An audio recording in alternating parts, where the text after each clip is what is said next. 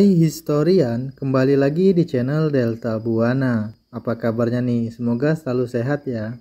Pada kesempatan kali ini, kita akan membahas tentang asal-usul berdirinya Candi Prambanan sebagai salah satu candi Hindu terindah yang ada di Asia Tenggara dan merupakan kompleks percandian Hindu terbesar yang ada di Indonesia. Candi Prambanan atau dikenal pula dengan nama Candi Roro Jonggrang berada di wilayah daerah istimewa Yogyakarta.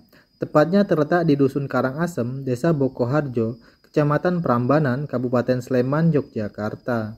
Berdasarkan cerita rakyat yang telah lama beredar, konon Candi Prambanan ini dibangun oleh bangsa Jin di bawah kendali dari Bandung Bondowoso. Hal ini dilakukan atas persyaratan untuk melamar Roro Jonggrang, yaitu seorang wanita yang terkenal cantik jelita pada saat itu. Dan karena hal tersebutlah, kemudian Roro Jonggrang memberikan persyaratan kepada Bandung Bondowoso untuk dibangunkan 1000 candi hanya dalam waktu 1 malam saja. Lalu, apakah hal tersebut benar? Nah, maka dari itu, simak terus penjelasan berikut ini ya. Tapi, sebelum kita lanjut, mohon dukungannya dengan klik tombol subscribe-nya dulu ya, dan nyalakan juga loncengnya. Karena di channel ini, kalian akan mendapatkan berbagai macam informasi yang menarik dan bermanfaat seputar edukasi dan juga tutorial lainnya. Berikut ini adalah fakta-fakta dari sejarah pembangunan Candi Prambanan yang perlu kita ketahui. Yang pertama, fakta pembangunan Candi Prambanan. Berdasarkan cerita rakyat yang telah lama beredar, bahwa pembangunan Candi Prambanan atau yang dikenal pula dengan nama Candi Roro Jonggrang ini awalnya dibangun oleh Bandung Bondowoso untuk meminang wanita yang bernama Roro Jonggrang. Namun, sayangnya pembangunan tersebut ternyata mengalami kegagalan karena Roro Jonggrang kemudian membuat siasat agar pembangunan tersebut mengalami kegagalan. Dan karena hal tersebutlah membuat Bandung Bondowoso pada saat itu sangatlah murka. Kemudian ia mengutuk Roro Jonggrang sehingga ia mengutuknya menjadi sebuah arca batu yang digunakan untuk melengkapi candi ke-1000. Lalu apakah hal tersebut benar? Jadi, faktanya, cerita tersebut hanyalah dongeng belaka yang telah disampaikan dari mulut ke mulut. Sehingga, fakta sebenarnya pembangunan Candi Prambanan ini tidak dibuat hanya dalam waktu 1 malam saja. Yang kedua, proses pembangunan Candi Prambanan. Dalam proses pembangunannya, ternyata Candi Prambanan ini terdapat dalam sebuah prasasti yang bernama Siwagra. Dalam prasasti tersebut, dijelaskan bahwa awal mula dibangunnya Candi Prambanan ini adalah oleh Rakai Pikatan yang dimulai sekitar tahun 850 Masehi. Pembangunan Candi Prambanan ini ternyata memiliki tujuan yaitu sebagai tandingan atas kompleks percandian Buddha seperti Candi Borobudur dan juga Candi Sewu. Pembangunan candi ini juga digunakan untuk menandai bahwa telah kembali berkuasanya Wangsa Sanjaya atas wilayah Jawa. Hal ini juga sangat erat kaitannya atas persaingan dari Wangsa Sanjaya dan juga Wangsa Sailendra, di mana kedua wangsa ini memiliki aliran yang berbeda.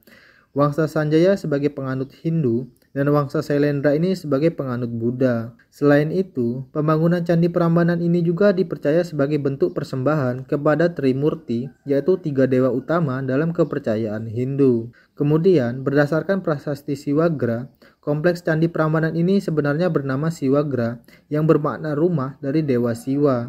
Meskipun Trimurti sangatlah dimuliakan dalam kompleks percandian ini, namun Dewa Siwa Mahadewalah yang menempati ruangan utama kompleks percandian ini. Kemudian dalam proses pembangunannya, ternyata bangunan Candi Prambanan ini membutuhkan waktu selama ratusan tahun, yang dimulai oleh Rakai Pikatan, lalu dilanjutkan oleh Raja Lokapala, dan dilanjutkan oleh Raja Balitung Mahasambu secara berkelanjutan.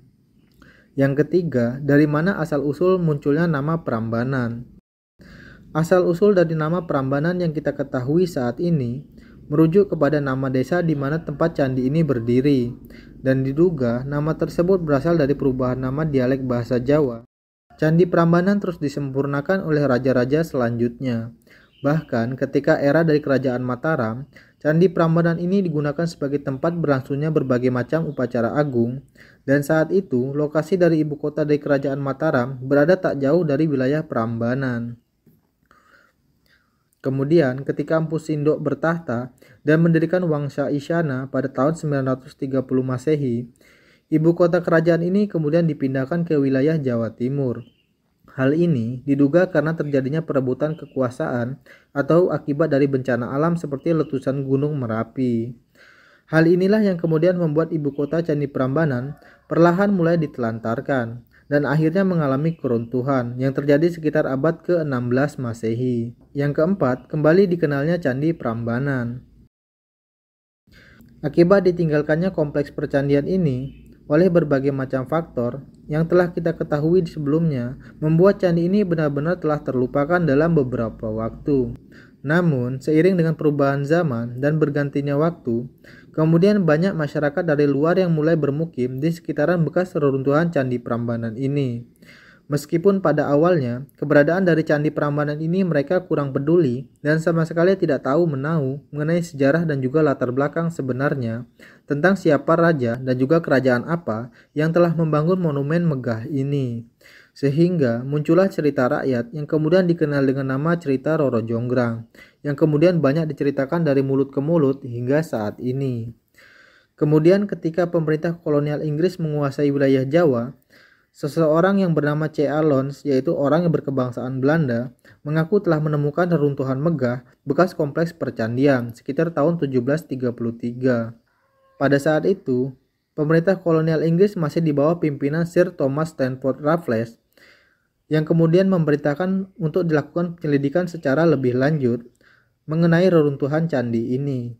Namun, nyatanya kompleks percandian ini tetap terlantar hingga berpuluh-puluh tahun. Dan kemudian penggalian tak serius dilakukan sepanjang tahun 1880-an yang sayangnya malah menyuburkan praktik penjarahan baik ukiran dan juga batu-batu candi. Pemugaran kembali dimulai pada tahun 1918. Akan tetapi upaya serius yang sesungguhnya baru dimulai pada tahun 1930-an dan berlanjut beberapa waktu selanjutnya.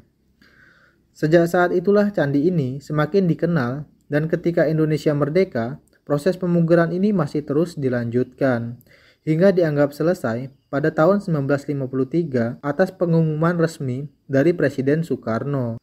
Lamanya proses pemugaran ini dikarenakan bangunan candi yang runtuh dan luasnya kompleks percandian, serta banyaknya bagian candi yang telah hilang dan juga rusak karena proses alam ataupun akibat dari penjarahan.